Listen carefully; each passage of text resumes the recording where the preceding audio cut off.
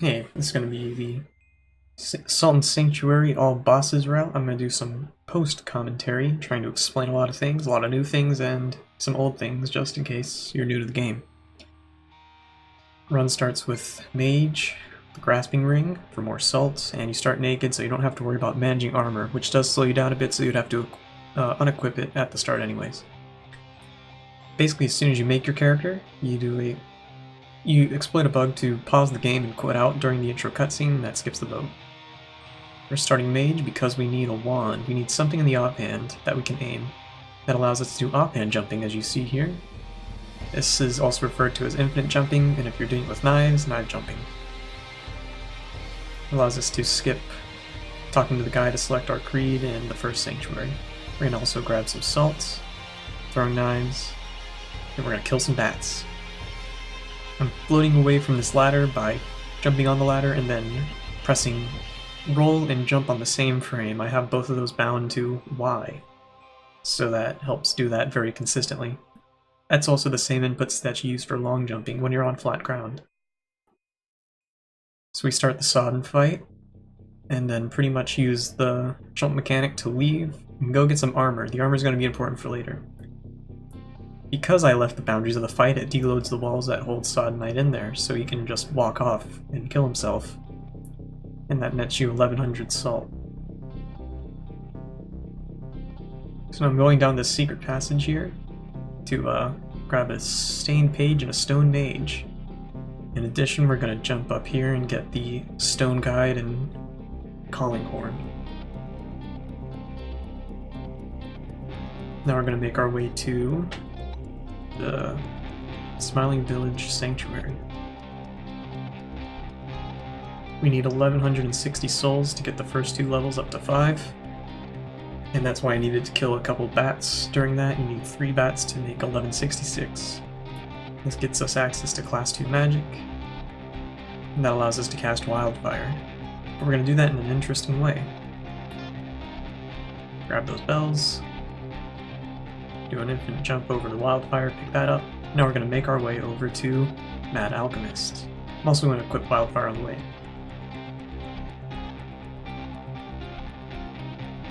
I'm going to abuse Wildfire by using a technique called multicasting. You can cancel the animation of casting an incantation by interrupting it with another animation, so that can be jumping or rolling, or in this case, we're using the animation of swapping between your weapon loadouts. I'm also going to take the oath here, and that's going to allow us to desecrate a sanctuary later.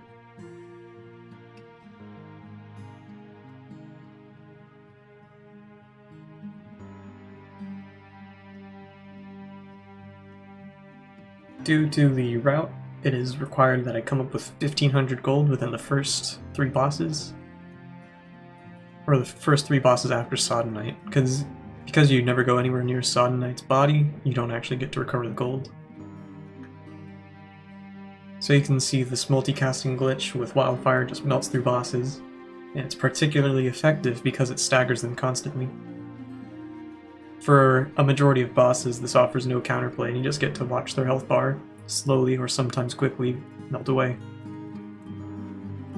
Here I'm going to use the horns. I used all of them by just mashing the select button, and now I need to buy a staff from the mage. There we go. Now, if you noticed earlier, as I was entering Sodden's fortress, I knocked down the ladder.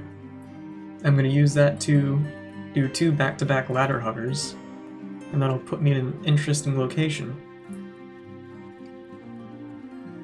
More intuitive ones watching right now will see what the split name is, and you might think, hey, that's the first boss we skipped. And so you'll soon get to see that going way up here to the top left of the map will actually enter the intro portion of the game, sort of tutorial where the first boss is. It's quite a ways up here though, but yep, here it is. This fight used to be done as cleric, and it took upwards of 80 seconds of just slowly whittling him down with a mace. So very important here, this is why we needed the armor. I'm going to pause, equip the cane, use a bell from the menu, hover over the ammo for the cane, and then equip the helmet in that slot. Don't ask me how it works, I'm not sure, but however, the outcome is I now have Dark Reach, which is a pretty effective late game spell. It'll help us for anything that Wildfire can't reach.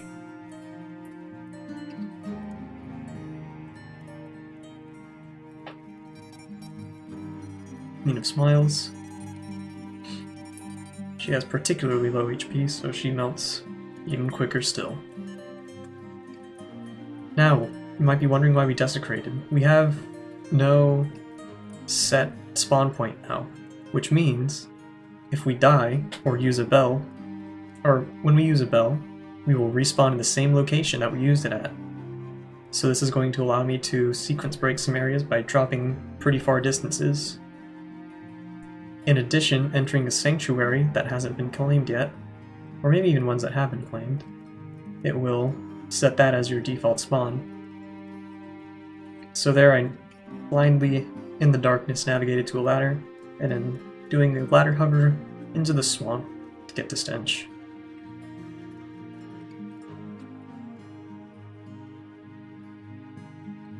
Pretty straightforward boss here. Sometimes you might have to roll his attack. He does the thing where he spits out a little ad at you. Now we're gonna get the red brand here to allow us to go through the red walls. Most other brands in the game can be obtained simply by killing a specific boss that triggers it. Most of them have multiple, and then reloading the game. This one, however, is the only one where you specifically have to talk to the NPC to get it. Also, quitting out the game and reloading will bring you to the last place you belled to, which was right at the dock here. Round we go.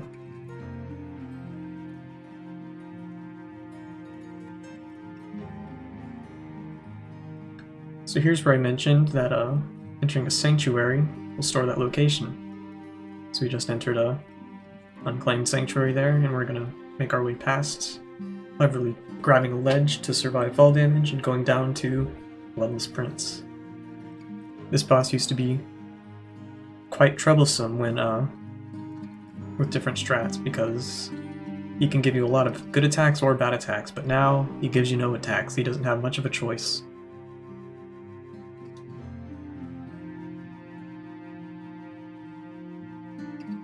It's important that you hit endgame after the pop-up for Vanquished happens, otherwise the boss isn't actually considered dead. You may get the salt when you spawn in, however, the boss will still be there. So now I'm going to go the other way.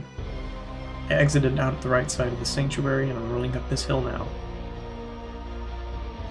The movement here is kind of awkward, because normally you'd like to long jump, but you can't do that uphill, or else you're constantly getting stopped. This ladder hover here is rather rough. You have to mash quite hard. The harder you mash during one of these, it doesn't change how high you go, but it changes how horizontal you go. You have to enter the pyramid while starting a ladder hover that's relatively parallel to the angle of the pyramid, so you have to mash extra hard to make sure you can break through that.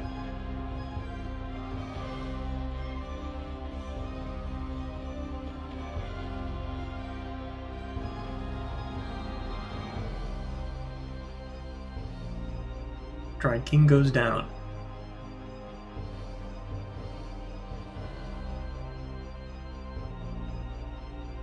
This is one of the most major sections I rerouted recently. Saves quite a good amount of time. And having the ability to skip going down to Betrayers to get Dark Reach makes it all the better. Adds up to a good amount of time save. So here's the Inquisitor. One of the lowest HP bosses in the game, similar to Queen. Something I'm not sure about with this routing is you can level after killing Unspeakable Deep, however I just skipped over it. Because you're not leveling that much, you're probably only leveling to like, I don't know, level 10 to 15. Normally they'd level to 28 and it would make a more significant impact on each boss. The difference between level 5 and level 28 on this boss, for example, even with all the extra magic damage, adds up to 1 second. I haven't timed it out specifically, but it doesn't seem too worth to level, considering you have to sit at the thing, level up, go through that animation, and then open the talent tree. Here we're going to abuse knife jumps. If you do infinite jumps with knives, you gain significantly more height a lot faster. That's because the animation of using the wand requires you to charge the attack a bit before allowing you to jump again. However, with the knife, there's a lot less downtime, so you can jump more frequently. And now we're up to Murdiella Mall.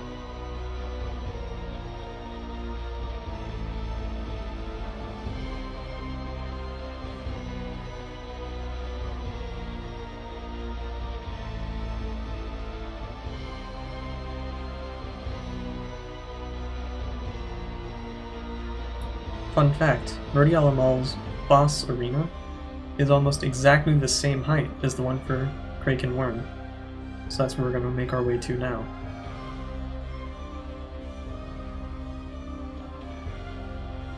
I believe this fight went quite poorly though. He manages to get an attack off before I can start staggering him, which can be scary. Luckily I had just enough HP to survive that. He is a relatively early game boss after all. And here we're going to have to quit out again after the Vanquish pops up. This is going to warp us all the way back to that sanctuary on the far right side of the map near the dock. Except this time, because we were just on the other half of the map, nothing's going to be loaded in for a bit, so I have to blindly navigate to this ladder. If you wait, it'll load in, but time waits for no one. Here I'm going to do another bell drop, similar to I did after Queen of Smiles, except this time it's going to drop me down to the Karstjaw the Cruel's arena. It's very important that you time that bell drop well, because when you bell drop you have a choice to make. You can either quickly use the bell and consume it to save your salt, or you can use the bell late, not consume it, and lose your salt. Runs like No Out of Bounds, for example, tend to choose the latter because you only have one bell to work with, and you have to do multiple drops.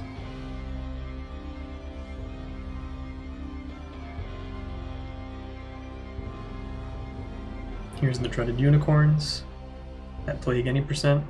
Goodbye, unicorns. Now I'm going to do something interesting here. You notice the very first item I picked up in the game was a salt bag. That's for a good reason. I have a stone acorn, I used it, even though it doesn't do anything. I use the salt bag again, and that skips the animation of placing the icon. Shoutouts to Sean. Now I get to spend an absurd amount of levels. You can level very quickly in this game by using mouse and keyboard. Click on things with mouse 1, press space to confirm it. I'm going to put in a bunch of points into magic, and then everything else in stamina.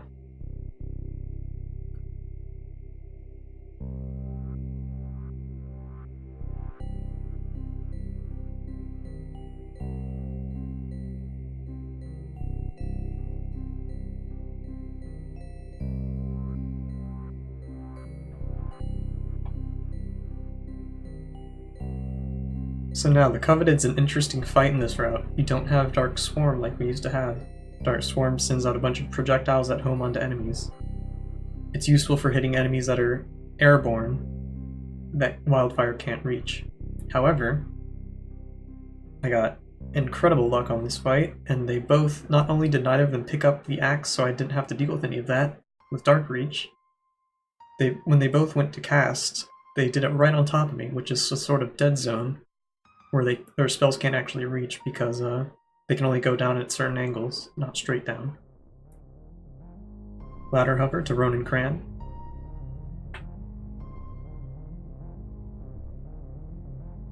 Most of these fights aren't too interesting.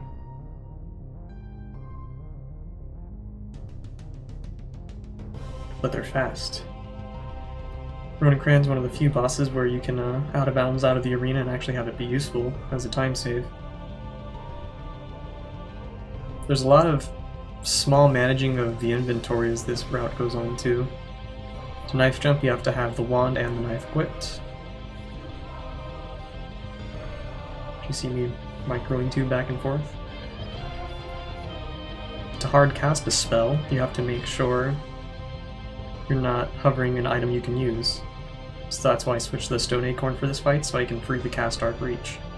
This fight was kind of a meme, but it seemed to work out alright. Taking fire damage here is quite painful. Health will drain quite rapidly.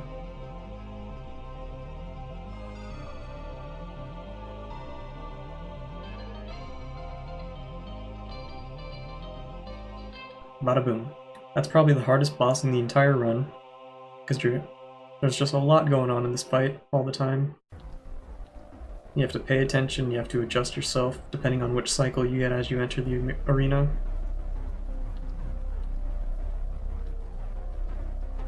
Now we're going to Husk.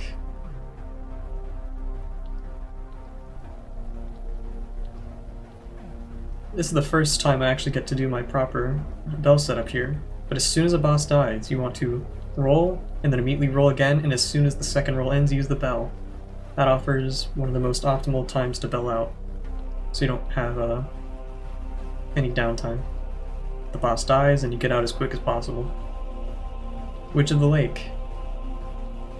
This boss can be god-awful. However, she was very nice here. She didn't use any attacks. Depending on her positioning and her attack choice, she can kill you very easily.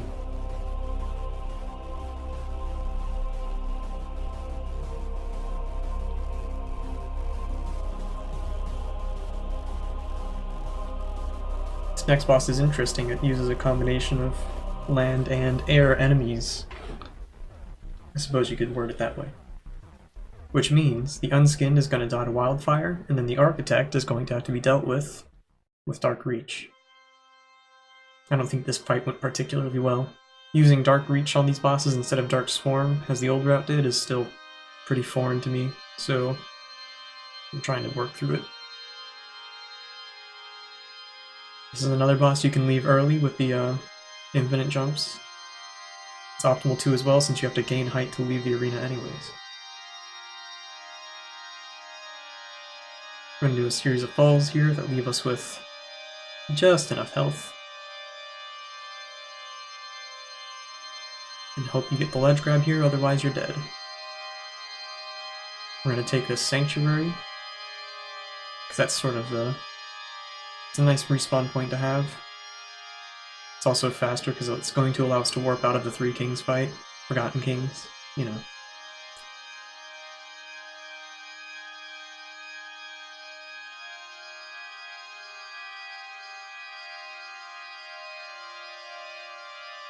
But the route I take here, healing is optional, but it does help. It's easy to let the Three Kings fight drag out and then allow yourself to get hit by one stray spell, because the spell the caster uses sends out tons of little projectiles instead of just one big one to dodge. This didn't go particularly well either. Basically did to myself what the Coveted did to me by standing in the wrong spot, making it impossible to hit the enemy. Because I was in the middle of a cast when this fight ended, I didn't get to bell out optimally, but it makes a little difference. You can tell by looking at the splits the places I died were Tree of Men and Three Kings. Everything else went pretty well. You'll also notice, if you look at the best possible time now, it is just under 20 minutes. Well, it's between me and that is Skurs and Nameless God. Skurs is a pretty RNG heavy boss, but even with the attacks I got here, it went pretty well. I gold, but not by enough to add or subtract a second, really. I'll take it though. Still on sub 20 pace.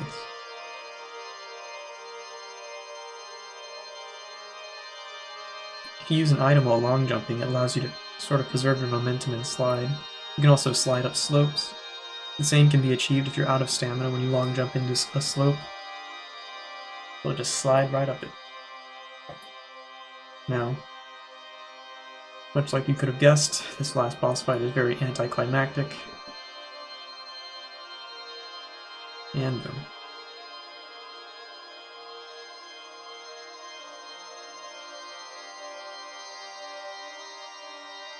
Jump, roll, jump, done. And that's how you kill all 23 bosses in Salt and Sanctuary in under 20 minutes. This run is definitely improvable. There's probably even some macro route adjustments like boss order that could be changed still. But I was definitely not expecting my reroute to get a time like this. So I wanted to do some post-commentary while I had some post-run hype energy. So I hope you enjoyed that.